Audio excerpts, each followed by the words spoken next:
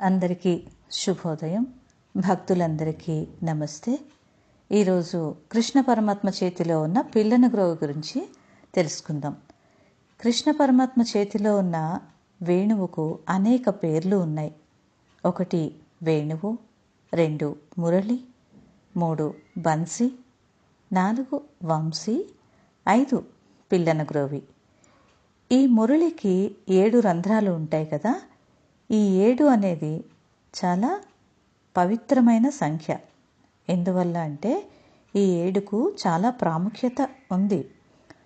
1 సప్తమహారుషులు, 2 సప్తవర్ణాలు, 3 సప్తస్వరాలు, 4 సప్తమాతృకలు, ఇంకా ఇంద్రధనస్సులో వర్ణాలు కూడా 7 ఉంటాయి. అందువల్ల ఇది ఎల్లప్పుడూ పరమాత్మ చేతిలో ఉంటుంది. అందరికీ ధన్యవాదాలు. సదా జ్ఞాని స్వరూప భవ.